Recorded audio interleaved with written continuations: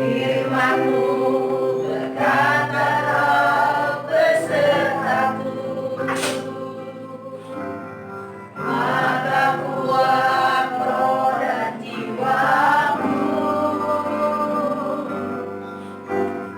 nama-Mu Tuhan selalu ku nantikan. Di setiap langkahku percaya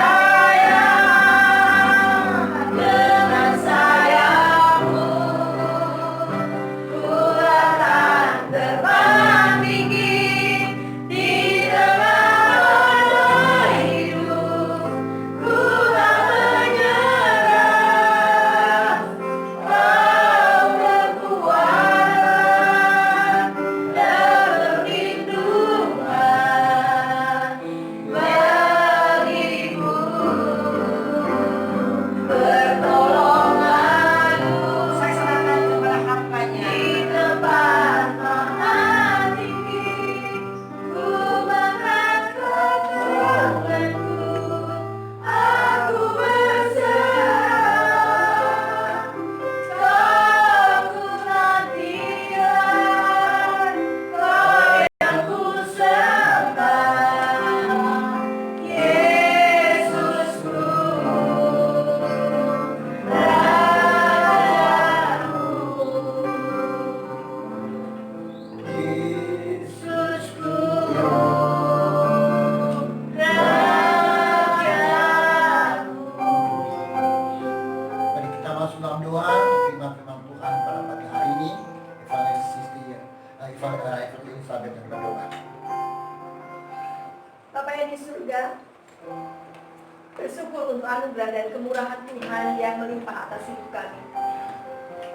Pagi hari ini kami membuka hati untuk mendengar firman-Mu.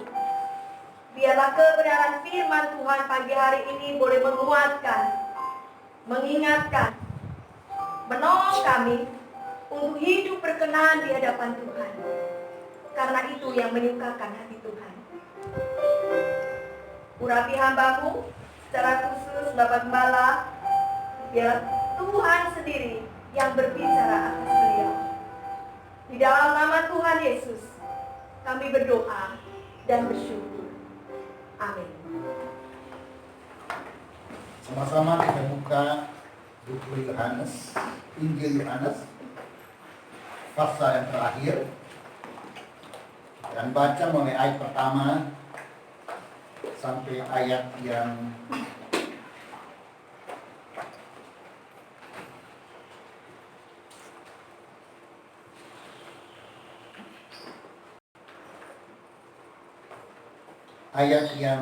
ke-17. Sama-sama membaca.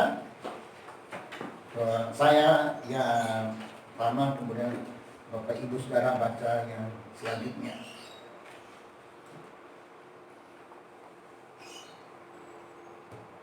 Yesus menampakkan diri kepada murid-muridnya di pantai Danau Tiberias. Kemudian Yesus menampakkan diri lagi kepada murid-muridnya di pantai Danau Tiberias, dan ia menampakkan diri sebagai berikut. Di pantai itu berkumpul Simon Petrus, Thomas yang disebut Didimus, Natanael dari Kana yang Galilea, anak Zebedius dan dua orang temannya yang lain. Kata Simon Petrus kepada mereka, "Aku pergi menangkap ikan." Kata mereka, "Kepalanya kami pergi juga dengan engkau." Mereka berangkat lalu naik perahu, tetapi malam itu mereka tidak menangkap apa-apa. Ketika hari mulai siang, Yesus berdiri di pantai. Apakah kami murid-muridnya tidak tahu bahwa itu adalah Yesus? Kata Yesus kepada mereka, "Hai anak-anak, adakah kamu mempunyai lauk pauk?" Jawab mereka, "Tidak ada." Maka kata Yesus kepada mereka, "Letakkanlah dalammu di sebelah kanan aku, maka akan memperoleh." Lalu mereka meletakkannya dan mereka tidak dapat menariknya lagi karena adanya ikatan. Maka murid yang dikasih Yesus itu berkata kepada Petrus, "Itulah Tuhan." Ketika Petrus mendengar bahwa itu adalah Tuhan, maka ia mengenakan pakaiannya sebab ia tidak berpakaian lalu terjun ke dalam danau. Murid-murid yang lain datang dengan perahu karena mereka tidak jauh dari darat. Hanya kira-kira 200 sasta saja, dan mereka melihat dalam yang memulihkan itu. Ketika mereka tiba di darat, mereka melihat api arang dan di atasnya ikan dan roti. Kata Yesus kepada mereka, bawalah beberapa ikan yang baru kamu tangkap itu. Simon Petrus naik ke perahu lalu menghela jala itu ke darat penuh ikan-ikan besar, 153 ekor banyaknya, dan sebanyak itu jala itu tidak koyak. Kata Yesus kepada mereka, marilah dan katakanlah, tidak ada yang ada di dunia itu yang berani bertanya kepadanya, siapa engkau? Sebab mereka tahu bahwa ia adalah Tuhan. Yesus maju ke depan, mengambil roti dan memberikannya kepada mereka. Demikian juga ikan itu. Itulah ketiga kalinya Yesus menampakkan diri kepada murid-muridnya, sesudah ia bangkit dari antara orang. Sesudah sarapan, Yesus berkata kepada Simon Petrus, Simon anak Yohanes, apakah engkau mengasihi aku lebih daripada mereka ini? Jawab Petrus kepadanya, benar Tuhan, engkau tahu bahwa aku mengasihi engkau. Kata Yesus kepadanya, gembalakanlah domba-dombaku. Kata Yesus kepadanya untuk kedua kalinya, Simon anak Yohanes, apakah engkau mengasihi aku? Jawab Petrus kepadanya, benar Tuhan, engkau tahu bahwa aku mengasihi engkau. Kata Yesus kepadanya, gembalakanlah domba-dombaku. Kata Yesus kepadanya untuk ketiga kalinya, Simon anak Yohanes, apakah engkau mengasihi aku? Maka sedih hati Petrus karena Yesus berkata untuk ketiga kalinya, apakah engkau mengasihi aku? Dan ia berkata kepadanya, Tuhan, engkau tahu segala sesuatu, engkau tahu bahwa aku mengasihi engkau. Kata Yesus kepadanya, gembalakan domba-dombaku. Ini penampakan Yesus yang ketiga kali dalam ayat yang berapa ini? Ayat yang ke-14 ya. Itulah ketiga kalinya Yesus menampakkan diri kepada murid-muridnya sesudah ia bangkit dari antara orang mati. Penekanan ayat di sini adalah kita akan baca di dalam ayat yang ini, ayat yang ke-15 sampai ayat yang ke-17. Ya, di mana Tuhan Yesus bertanya kepada Petrus sampai 3 kali. Ya, dikatakan, apakah engkau mengasihi aku lebih dari mereka ini? Sampai 3 kali. Ya. Sebab apa Yesus bertanya kepada Simon sampai 3 kali? Jelas ada alasan yang tertentu. Ya, sebab jawaban yang pertama yaitu jawaban yang tidak memuaskan. Jawaban yang tidak memuaskan. Ya, dikatakan tadi dalam ayat yang ke-15. Ya. Simon anak Yohanes, apa engkau mengasihi aku lebih daripada mereka ini? Nah, ini jawaban yang pertama yang tidak memuaskan bagi Yesus, yaitu Yohanes menjawab hanya berdasarkan kasih eros. Itu jawaban yang pertama tidak memuaskan bagi Yesus, yaitu kasih eros, kasih hawa nafsu, kasih yang timbul dari para diri secara apa? Secara emosional saja. Ya, akhirnya jawaban yang kedua. Jawaban yang kedua pun tidak memuaskan. Ya, kenapa? Berdasarkan kasih, yaitu filia dan slogan. Ya, kasih filia adalah kasih kawan atau sahabat. Dan kita lihat kata sahabat ini atau kawan kadang-kadang tidak bisa bertahan. Kalau di desa atau di kampung mereka begitu bersahabat kental. Tapi waktu mereka merantau di kota lain, di kota, apa yang terjadi? Ada hal yang sederhana saja mereka bisa bertengkar bahkan saling membunuh. Itu sahabat, kasih sahabat. Ya, kasih sahabat yang tidak memuaskan jawaban Simon kepada Yesus. Sloga itu darah daging atau saudara, sekandung atau ibu bapak. Ya, pernah saya lihat di TV ada seorang gadis atau perempuan berumur 18 tahun, dia diam-diam dia pulang buang bayinya.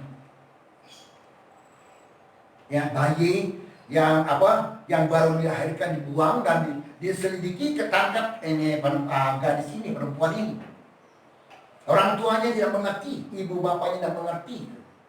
Nah, saudara, pada waktu ditanya hasil dari mana ini, dia bilang menghasil hubungan gelap dengan siapa? Ya, Bapak Ibu Saudara, dengan adiknya yang berumur 14 tahun. Yang 14 tahun itu sungguh Theo, ya, 14 tahun. Saya melakukan hubungan seks di luar pengetahuan orang tuanya. Rupanya mereka yang menyangka bahwa itu akan menjadi satu hal kehamilan. Ya, rupanya demikian, entah berdasar apakah mereka sampai berhubungan antara kakak dan adik. Tapi ini usianya berbeda. Biasanya laki-laki yang ini berbeda. Perempuannya kakaknya yang 18 tahun, adiknya yang 14 tahun. Nah, dan pada waktu dia hamil, rupanya dia sembunyikan bagaimana tidak ketahuan orang tuanya. Ya, cuma memang ada terjadi salah satu daripada catatan sipil di Bandung ini datang jam 10 malam. Ya, pengurusan catatan sipil datang di sini dengan muka yang murung dan dengan kakaknya, ya. Mereka kemudian mengatakan bisa pemberkatan nikah besok. Kok mendadak? Nah, terus dia curhat. Ya, saya tidak menyangka bahwa anak saya yang perempuan ini saya jaga, saya lindungi, ya. Dan kalau dia berhasil akan saya beli satu mobil yang mereknya cukup baik, mobil baru akan dibelikan, ya, untuk gadis ini. Ya, kalau engkau sudah tamat kuliahnya, ya. Nah, waktu dia berkuliah badannya semampai biasa, nggak terlalu gemuk. Dia hasil kuliah dia lulus S1-nya, sarjananya. Kemudian salah satu keluarganya ada yang sakit di Jakarta, maka ada salah perawat laki-laki yang lulus sebab umumnya ini laki-laki, ya. Dan ini tidak orang tuanya atau orang tua dari ibu dari kakak ini tidak mengerti pakai berhubungan, pacaran dan segala macam sampai akhirnya ada hubungan di luar nikah. Dan ibunya ini tidak mengerti. Dan tapi dia perhatikan anak perempuannya badannya semakin gemuk, semakin besar, tapi perutnya kelihatan. Dan ditanya sama ibunya ini, kamu ini dulu kok sekarang gemuk? Oh, ibu kan saya berkuliah. Kadang-kadang makan tidak, jadi badan saya ini kurus, tapi kan saya di rumah makan terus jadi gemuk. Ya, badannya jadi gemuk. Ibu katanya, satu kali akan terjadi, dia muntah-muntah, mulas. Ya, kemudian dibawa anak dibawa ke rumah sakit, sampai di sana melahirkan. Ibunya terkejut sana. Dan dia bilang, saya perhatikan anak ini kok kecolongan. Sampai di rumah sakit diperiksa bahwa dia akan melahirkan dan saat itu melahirkan. Ya, itu yang terjadi, saudara. Dan ibu ini pun tidak mengerti bahwa anak yang perempuan ini berhubungan seks dengan adiknya sendiri. Ya, sehingga diam-diam pada waktu itu lahir dibuang. Ya, masyarakat dapat dalam satu dus dilapor polisi, usut, ada perempuan ini ketangkap dan dia bercerita mengisahkan bahwa dia berhubungan dengan adiknya yang dulu 14 tahun. Ini darah dari adik kakak, tidak menjadi satu jaminan. Bunyinya dengan ibu bapak. Bagaimana ibu bapak? Kita lihat, ya, banyak anak kandung yang diperkosa oleh ayah kandungnya sendiri. Ya. Karena saya pernah lihat di mana anak kandungnya suruh menyaksikan hubungan seks ibunya dan yang lain, bahkan dia diajarkan. Bagaimana ini seorang ibu dan seorang ayah yang berbuat demikian? Inilah dikatakan saudara, kasih surga ini tidak memuaskan bagi Tuhan Yesus.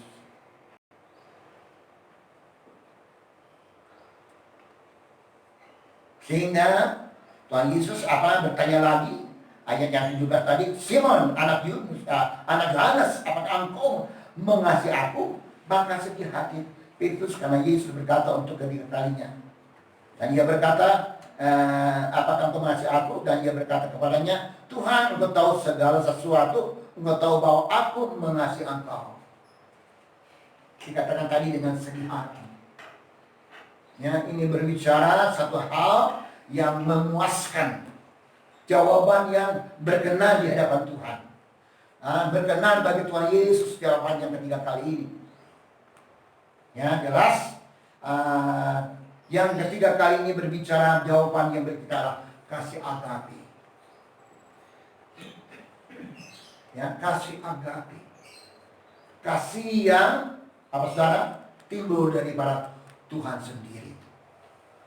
Di dalam ayat yang kita lihat, di dalam ayat 1 Yohanes pasal 4, 1 Yohanes pasal yang keempat,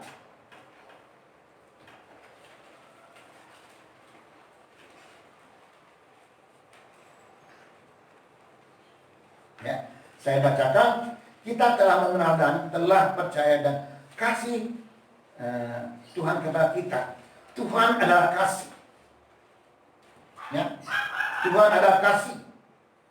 Dan barang siapa tetap berada dalam kasih, dia tetap berada di dalam Tuhan, dan Tuhan itu di dalam dia. Inilah berbicara kasih agape itu yang berpusatkan dari Tuhan sendiri, sebab Tuhan adalah kasih. Ya, kita lihat dalam 1 Petrus pasal yang keempat, ayat yang ke-8.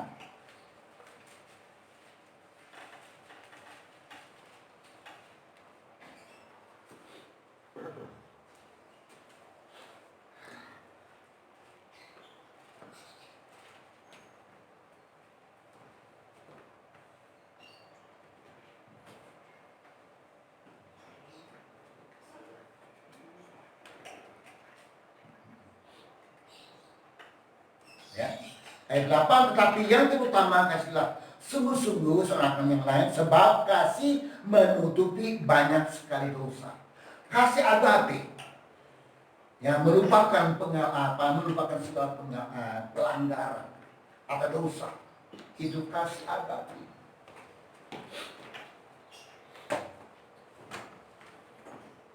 Puji nama Tuhan. Haleluya, itu yang berkenan. Jawaban Yesus yang ketiga kali itu kasih agape. Dalam ayat 1, kembali kepada pasal yang keempat tadi. Pasal yang pasal 1 pasal keempat.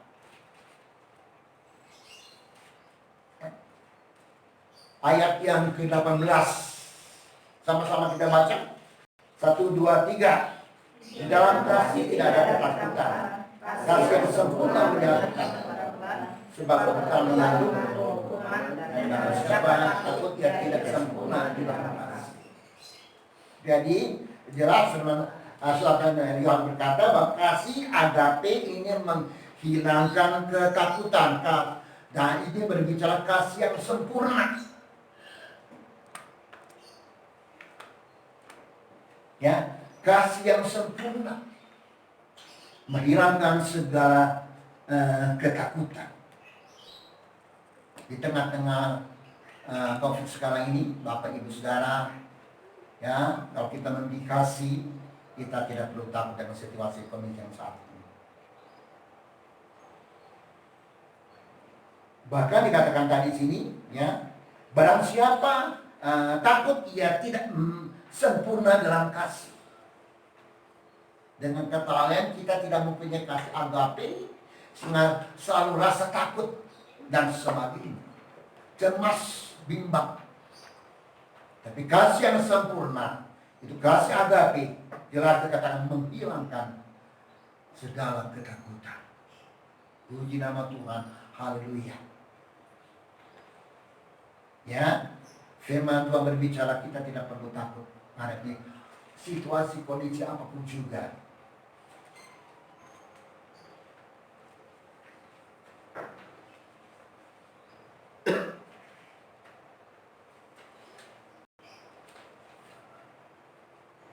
Sebab kita lihat ayat 19, ya, dikatakan kita mengasihi karena Tuhan telah dahulu mengasihi kita. Ya, bahwa kasih agape di mana Tuhan mengasihi kita. Jelas, segala sesuatu yang dikasih akan dijaga, dipelihara, dan seterusnya. Ya. Lebih jauh adalah di dalam kasih agape ini kita akan dibentuk menjadi hidup yang bermutu, berkualitas. Kasih agape akan membentuk kita sungguh-sungguh hidup di dalam bermutu atau berfaedah, berkualitas. Ya, hidup kita menjadi hidup yang berkualitas. Hidup kita menjadi hidup yang bermutu. Bukankah kita selalu menginginkan sesuatu hal yang berkualitas?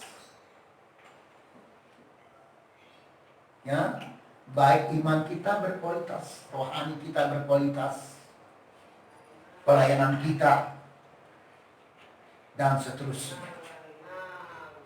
Itu kasih agape yang akan sungguh-sungguh akan membentuk kita menjadi hidup yang bermutu, hidup yang berkualitas.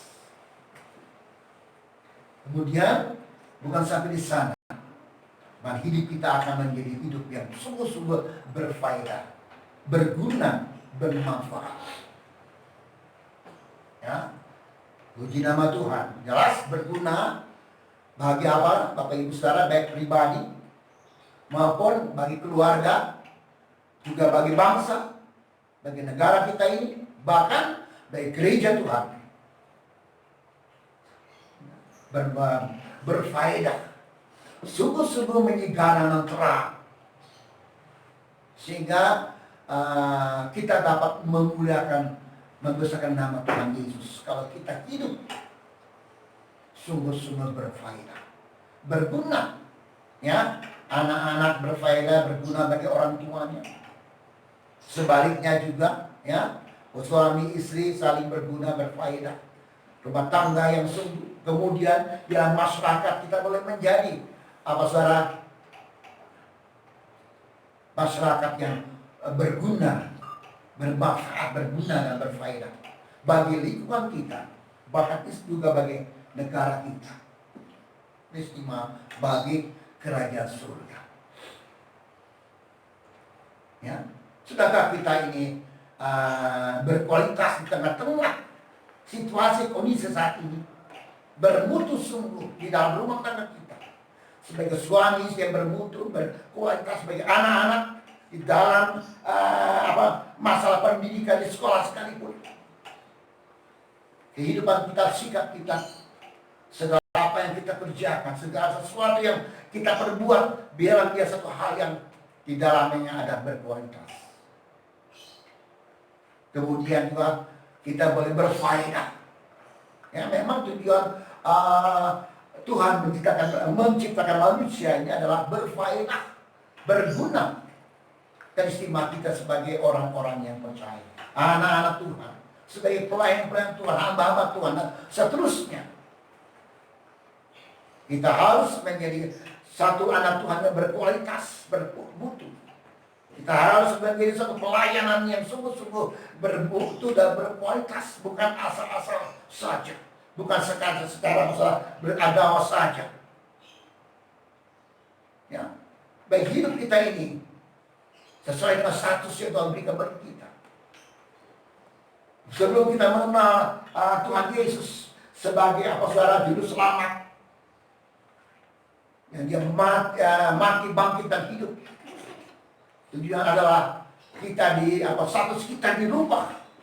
Yang tadinya jadi orang berdosa, sekarang menjadi anak-anak tebusan atau orang-orang percaya, Nah, status kita sebagai orang percaya, status kita sebagai anak Tuhan, status kita sebagai hamba Tuhan, status kita sebagai pelayan Tuhan, dan seterusnya, mari kita bentuk hidup kita ini sungguh-sungguh bermutu, sungguh-sungguh berkualitas.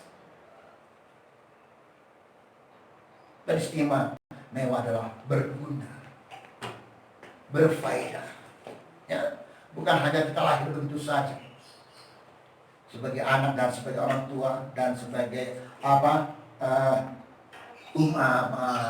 bangsa, tapi sebagai umat Tuhan. Dan mau kita sebagai umat Tuhan yang sungguh-sungguh bermutu, berfaedah, ya, berguna.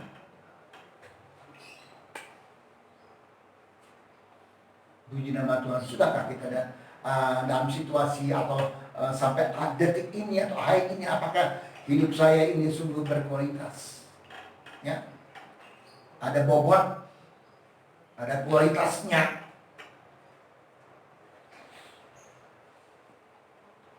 Ya. Coba kita lihat dalam kasih api dalam 1 Korintus pasal 13 ini. Tidak asing yang kita akan baca kembali atau kita lihat kembali. Pasal 1 ayat yang pasal 13, 1 Korintus pasal 13 ayat yang pertama, sama-sama kita baca. Sudah dapat? 1, 2, 3. Sekalipun aku dapat berkata-kata semua bahasa manusia dan bahasa mereka, tapi jika aku tidak mempunyai kasih, aku sama dengan gong yang berundangan dan sana yang membunyikan. Ayat 2, sekalipun aku mempunyai karunia untuk berbuat dan aku mengetahui segala rahasia dan memiliki seluruh pengetahuan, dan sekalipun aku memiliki iman yang sempurna untuk membunuh, tetapi jika aku tidak mempunyai kasih, sama sekali tidak ada. 3, dan sekalipun aku membagi-bagikan segala sesuatu yang bahkan menyerahkan untuk dibakar, tapi aku tidak mempunyai kasih, jika pun tidak ada. Nah, jelas ini dikatakan tidak ada apa artinya. Yang dikatakan hanya sebagai gong yang gemerting, tong kosong yang nyaring bunyinya. Ya, penampilannya boleh. Ini apa dia bahwa kami tidak bermutu. Saudara, dalam ukuran kasih tidak bermutu. Boleh dalam ukuran teolog dan segala macam. Nah, ukuran agamanya boleh, tapi dalam situasi kondisi secara alkitabiah tidak bermutu dan tidak berkualitas. Ya. Dikatakan aku sama dengan gong yang berkumandang dan canang yang gemerincing, yaitu tong kosong. Kemudian dikatakan tadi, ya kalau sekalipun aku mempunyai karunia untuk berbuat. Banyak kali kita bangga untuk membuat, oh itu bisa berbuat, bahkan berbahasa lidah dan sebagainya. Ya, tadi dikatakan ini mempunyai karunia untuk berbuat dan mengetahui segala rahasia dan memiliki seluruh pengetahuan secara alkitabiah boleh, secara teologi boleh. Ya, dan sekalipun aku memiliki iman yang sempurna, dikatakan iman yang sempurna sekalipun tanpa kasih, ya, tidak ada, dikatakan di sini tidak ada gunanya, tidak berguna. Ya, tidak berguna. Biar kasih apa iman yang sempurna tidak akan membuat hal yang berguna. Kemudian ayat 3 dikatakan sekarang untuk membagi segala sesuatu, berkorban, berani berkorban, bahkan dikatakan menyerahkan tubuh untuk dibakar. Tapi jika tidak mempunyai kasih, dikasih agape, dikatakan tidak ada faedah, tidak ada artinya. Dengan kata lain tidak berarti. Itu sebabnya mari kita boleh sungguh-sungguh menjadi umat Tuhan atau anak Tuhan, pelayan Tuhan yang sungguh-sungguh berbobot, berkualitas, yang bermanfaat, berfaedah, dan berguna. Itulah apa Tuhan izinkan, Tuhan bentuk kita, posisi kita atau situasi kita, atau boleh katakan status kita diubah untuk menjadi Ya, yang tadinya tidak berguna sebab apa yang terjadi, yang saudara, Bapak Ibu saudara, tanpa kasih dikatakan tidak berguna berarti hilang lenyap. Manusia kita yang pertama tidak ada artinya. Maka sebab Yesus datang mati, bangkit dan hidup, bangkit hidup supaya kita diubahkan menjadi manusia melalui kebangkitan Yesus ini. Kita boleh dibentuk manusia yang sungguh-sungguh berguna, berfaedah, bermutu, berkualitas. Dengan kebangkitan kita ini, di status kita diubah menjadi manusia baru. Puji nama Tuhan, haleluya. Kita lihat di dalam yang ayat terakhir.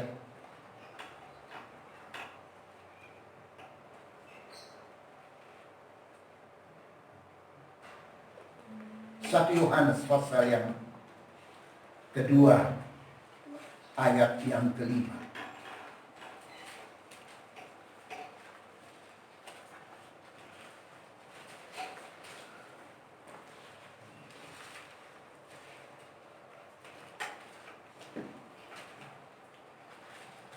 Satu Yohanes pasal yang kedua ayat yang kelima, sama-sama kita baca. 1, 2, 3. Tapi barang siapa menuruti firman-Nya, di dalam orang itu sungguh-sungguh sudah yang kita ada di dalam Dia. Amin. Haleluya. Puji Tuhan. Ya, menuruti firman-Nya.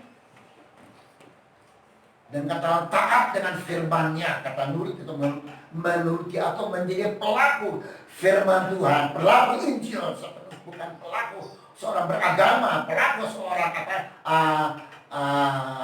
kekristenan atau sebagai jemaat dan sebagainya, bukan. Tapi menuruti firman Tuhan, menuruti Injil sepenuh, menuruti Alkitab Dia. Maka dikatakan dengan jelas, ya, di dalamnya sungguh-sungguh orang itu sudah sempurna kasih Tuhan. Dalam kata lain, dia punya kasih agape. Dan kita menuruti firman Tuhan, menuruti Injil dengan sungguh taat, maka kita akan dibentuk menjadi orang, atau hidup kita akan dibentuk menjadi orang yang berkualitas, bermutu, berguna, berfaedah, ya, dan berarti. Puji Tuhan, haleluya. Sama-sama kita berdoa.